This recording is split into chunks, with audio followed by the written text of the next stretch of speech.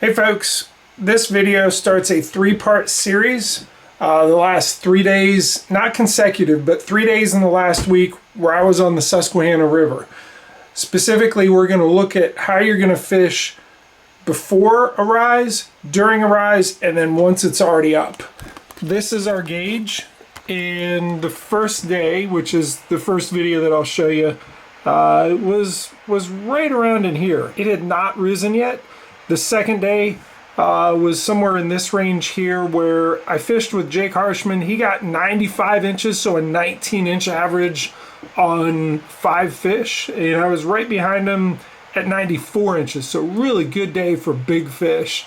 And then the third day I was solo and I fished this part of it where the gauge was, you know, almost at 7.5 feet. Really brown, really orange water that was just, you know, most people would not even try to fish it because it was so trashed. But this was my best day for numbers. So the three-part series, you know, like I said, it starts with this one here. I do have to apologize. It's an incomplete video. I usually film with 3, sometimes 4 cameras. Unfortunately, the main one that I film with, the handheld one, not the one I'm filming with. I'm actually, that one that's in my right hand is a backup. This is the one I usually do, and it's kind of missing some parts. I tried to repair it. The touchscreen stopped working, and I failed at the repair. I will tell you that, you know, being a YouTuber and trying to keep things working is tough. This is my lineup of dead soldiers. I've killed all of these and I keep them for parts.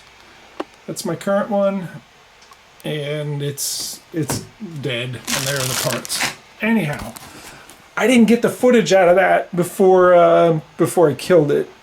So you're only going to get what was filmed with this one. It's okay though. It's all the action footage.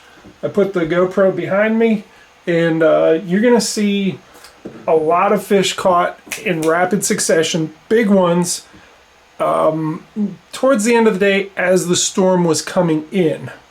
I had really struggled most of the day, and I was doing some finessey things to get a couple fish here and there. Really wasn't getting any power fishing done, but I could look at the radar, and that's some of what I did film with this, is showing what was coming in on that radar to say, okay, incoming low pressure, time to go back to power fishing. I caught most of them in rapid succession on a big jackhammer with a 7-inch scented jerk shad and a evergreen shower blow, the medium-sized one. Really got my biggest one. Didn't get measurements on that, but that fish was 4 pounds 6 ounces. I'm pretty sure it was a 20.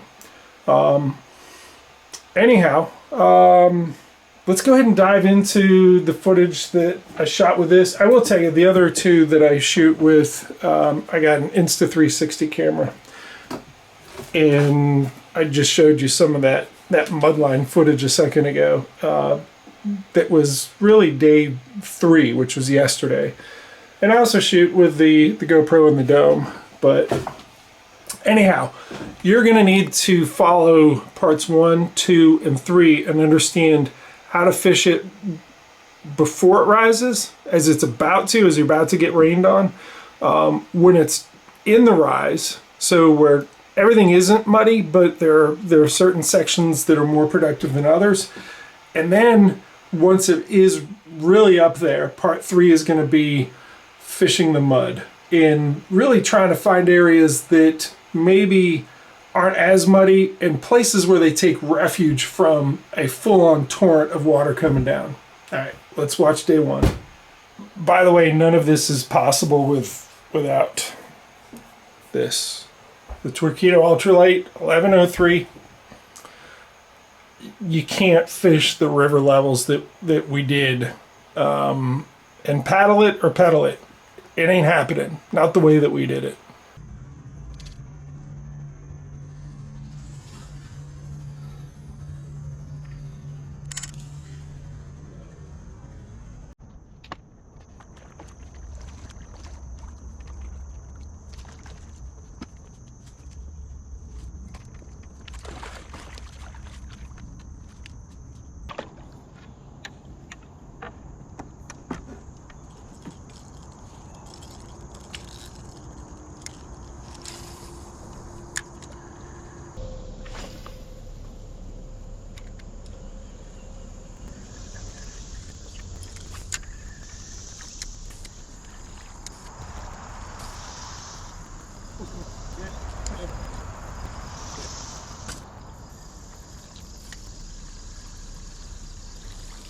Gotta get that motor up before it bangs.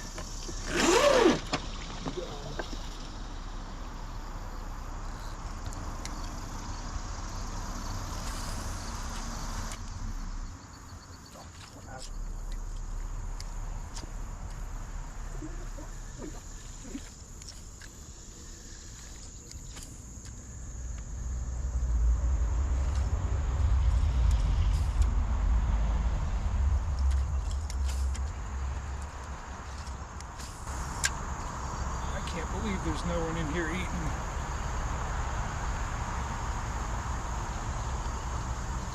Not even like chasing it. Somebody get out and chase it.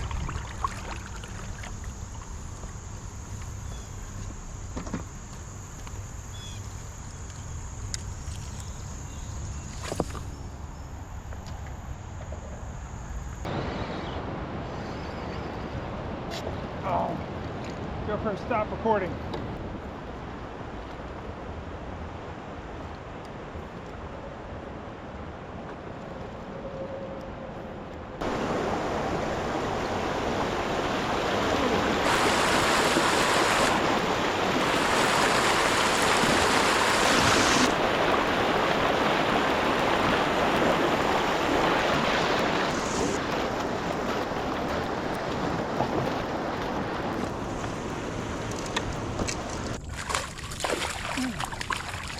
That one.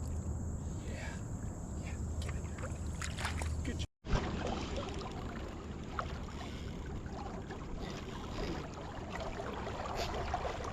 That feels good. Oh, yeah.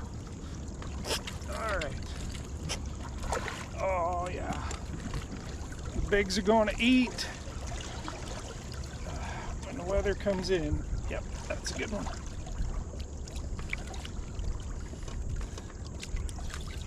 Run it out, dude. Run it out. Run it out.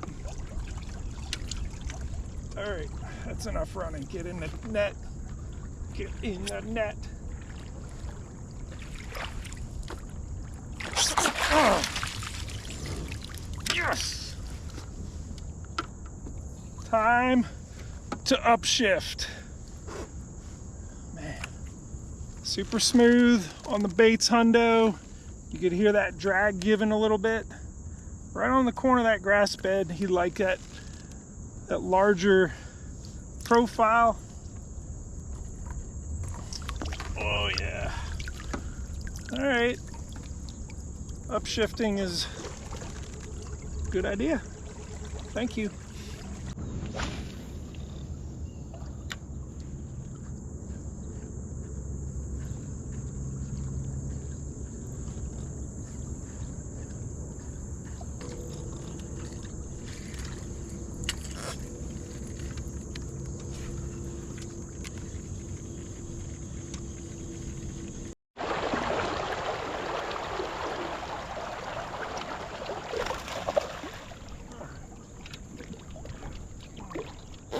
Watered at the top water.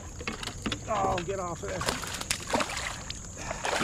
Came back in with the jackhammer and yep, they're getting active. Yeah, you like that popper. You like that shower blow, but not enough to eat it.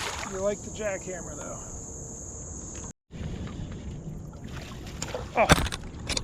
Oh, that hit the camera.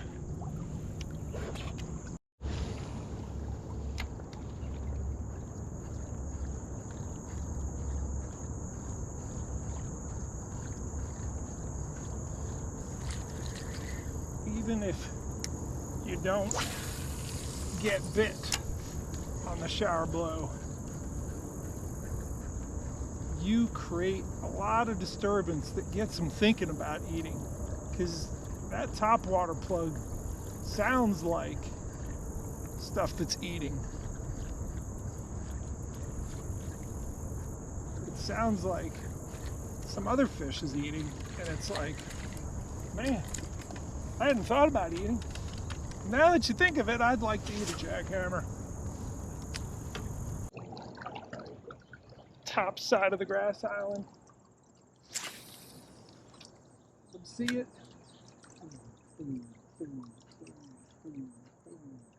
Pause. Pause.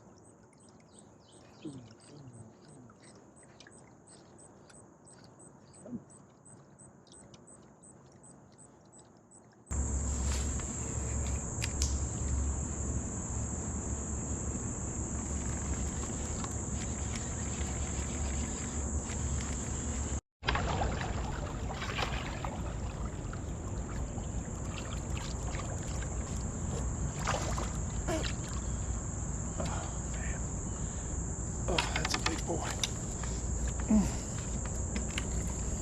Oh, you're right down that wood. Come on. Get right into that wood. Ah. Oh, tight. Tight, tight, tight to the wood. Oh, they love hanging out behind a log as an ambush point. Oh, look at all that vegetation hung up on it. Good golly.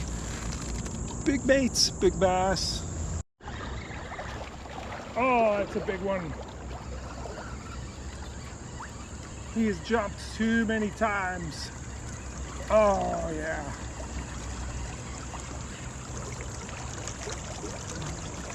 So many times have you jumped. Oh, troubles. Treble hooks. Treble hooks. Oh, you're big. Oh, yeah. You're a big fish. Okay.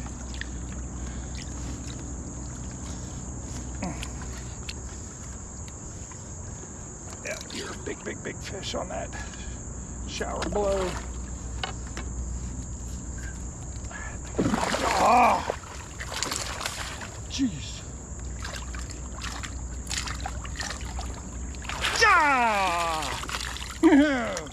I lost one earlier in the day on this bait, and that was a bit of redemption right there. Good. Oh, what a giant. You. All right, you deserve to take a breath. And I'm not that far from where that 19 is. Cool area. I don't have a measuring board, but I am going to get a weight on this one, who's, I think he's 20. So I released that one on a live feed that I put directly on the channel. So if you wanted to kind of see the breakdown of that, just a quick 3-minute under the live feed on the channel. I will tell you that fish came from right about there, kind of out in the middle of this little glide. So he's cruising around actively looking. There's a lot of current there, and when they're in that much current, they're there for a reason. They mean to eat. You know, that 19 back there was maybe not as active, hanging back by the wood, but this big fish out in the middle of this current. There's no current break out there. There's just a lot of, I don't know, probably 2 foot deep swift current. Maybe a rock or two out in the middle to slow it down a little bit. Man, no big obvious current break. And that's, for a fish that big, he was there to eat. Only one reason. So they've turned on, at least the big ones, looking to eat.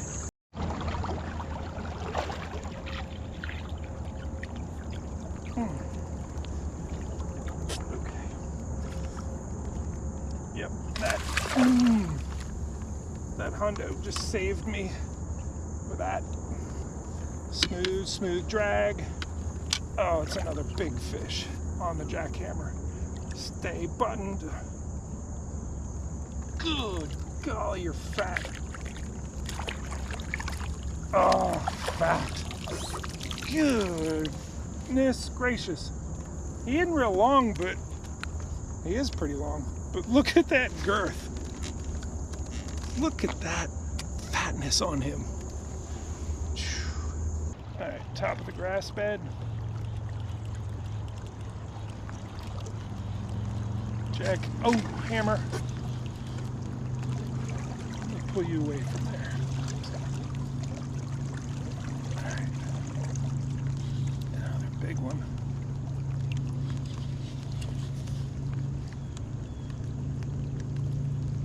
Golly. You got some staying power.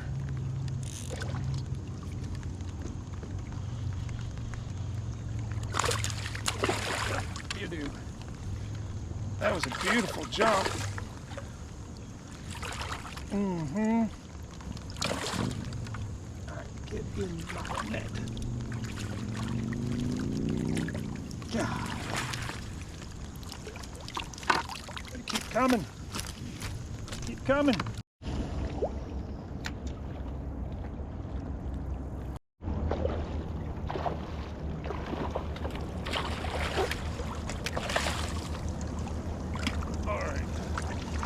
Teased you up. Ah, in the net.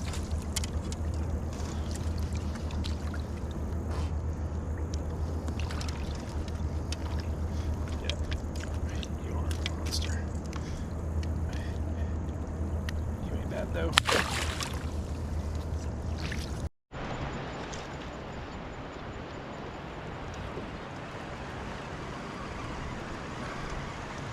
I think I got him hooked weird.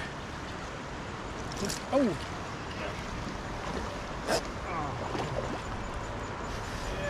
I hooked. He's off. Went around my anchor line and the jackhammer. Well, that was a pretty powerful, I'm gonna say 100 minutes, maybe 110. It wasn't quite 2 hours of good activity on big fish eating, but it has slacked off, and you know, it's been on and off rain. I think it's time to start heading back to the truck because it will be dark soon. But yeah, I mean, finding the right time to really put a serious effort back into power fishing. It doesn't work very well all the time. There are a couple magic days each year that you get, then it is on, power fishing all day long. But recognizing the right times to turn it on and really stick with it a little while is pretty important. As is knowing when to let off the gas and downshift. Downshift to finesse. Might be time to do that, but it's also time to let it on. So, thanks for watching. A few more casts though.